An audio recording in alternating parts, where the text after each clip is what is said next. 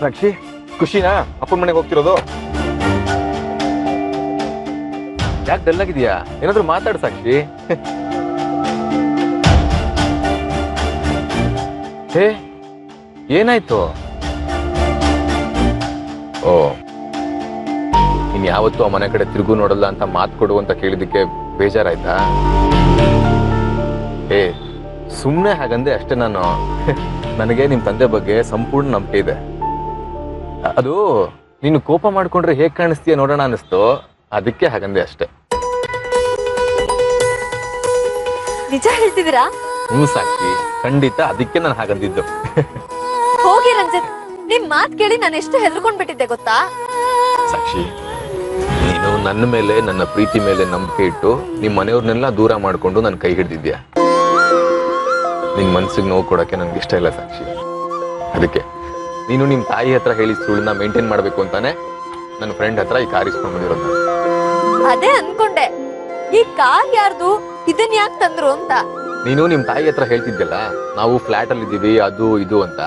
First time ಅವ್ರ ಮನೆಗೆ ಹೋಗ್ತಿದೀವಿ, ಬೈಕಲ್ಲಿ ಹೋದ್ರೆ ಚೆನ್ನಾಗಿರಲ್ಲ ಅಂತ ಒಂದಿನದ ಮಟ್ಟಿಗೆ ನನ್ನ ಫ್ರೆಂಡ್ ಹತ್ರ ಈ ಕಾರ್ ಇಸ್ಕೊಂಡ್ ಬಂದೆ.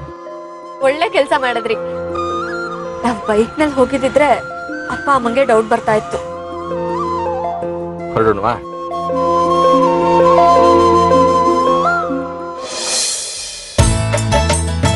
ಅರೆ ಸೂರ್ಯವ್ರೆ, ಸಾಕ್ಷಿ ಮತ್ತೆ ರಂಜಿತ್ ಬಂದ್ರು, ಬನ್ನಿ.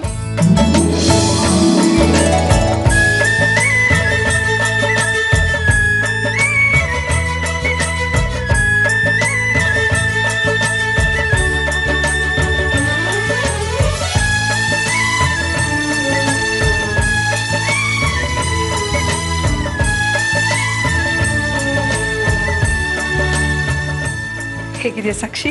ಚೆನ್ನಾಗಿದ್ದೀನಮ್ಮ. ಹೇಗಿದ್ದೀರಾ? ಚೆನ್ನಾಗಿದೆ. ನೀ ಚೆನ್ನಾಗಿದ್ದೀರಾ? ಚೆನ್ನಾಗಿದೆ. ಆರ್ಯ ಆದಿ ಅವತ್ತು ವೈದ್ಯಕ್ಕೆ ಬೇಜಾರು ಮಾಡಿಕೊಂಡು ಎಲ್ಲಿ ನೀವು ಬರೋದೇ ಇಲ್ವೇನೋ ಅಂತ ಅನ್ಕೊಂಡಿದ್ದೆ. ಅದನ್ನ ಮನಸ್ಸಲ್ಲಿ ಇಟ್ಕೊಳ್ದೆ ಇಲ್ಲಿಗೆ ಬಂದ್ರಲ್ಲ, ಬಹಳ ಸಂತೋಷ ಆಯ್ತು. ಅವರಿಬ್ರು ಅವತ್ತು ನಡ್ಕೊಂಡಿದ್ದಕ್ಕೆ ಮನ್ಸಲ್ಲಿ ಬೇಸರ ಇದೆ ಮಾವ. ಹಾಗಂತ ನಾನು ಸಾಕ್ಷಿ ಮನ್ಸಿಗೆ ನೋವು ಕೊಡೋದಕ್ಕೆ ಇಷ್ಟ ಇಲ್ಲ ನನಗೆ. ಅಕಸ್ಮಾತ್ ನಾನು ಬರಲ್ಲ ಅಂತ ಹೇಳಿದ್ರೆ ನಿಮ್ಮ ಮತ್ತೆ ಸಾಕ್ಷಿ ಮನಸ್ಸಿಗೆ ಎಷ್ಟು ನೋವಾಗ್ತಿತ್ತು ಹೇಳಿ. ಹಾಗೆಲ್ಲ ನಾನು ನಿಮ್ಗೆ ತುಂಬ ಅವಮಾನ ಮಾಡಿದ್ದೀನಿ. ಅದನ್ನೆಲ್ಲ ಮರೆತು ನೀವು ನನ್ನ ಕ್ಷಮಿಸಿದ್ದೀರಾ. ಅಂಥದ್ರಲ್ಲಿ ನಿಮ್ಮ ಮಾತಿಗೆ ಬೆಲೆ ಕೊಡದೆ ಹೋದ್ರೆ ತಪ್ಪಾಗುತ್ತಲ್ವಾ? ಸರಿ ಬನ್ನಿ, ಊಟಕ್ಕೆ ಹೋಗೋಣ. ಬನ್ನಿ.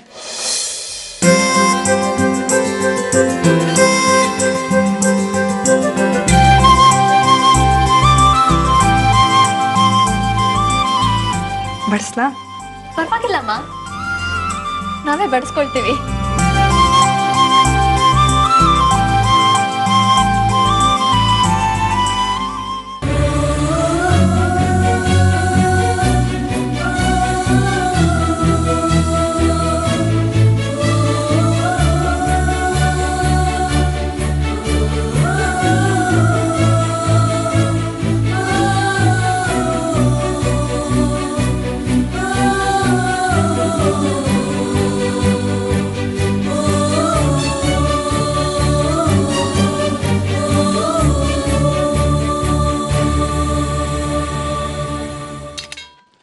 ಸಾಕ್ಷಿ ನಿಧಾನಕ್ಕೆ ತಿನ್ನು, ಅರ್ಜೆಂಟ್ ಏನಿಲ್ಲ.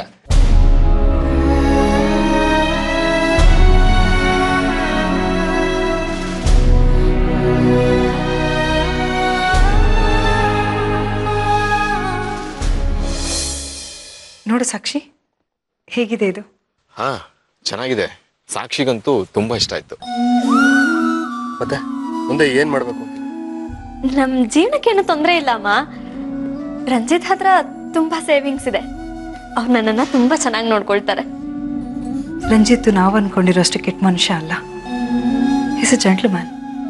ನೀನು ಅವ್ರನ್ನ ಮದುವೆ ಆಗಿದ್ದು ಒಳ್ಳೇದಾಯ್ತು.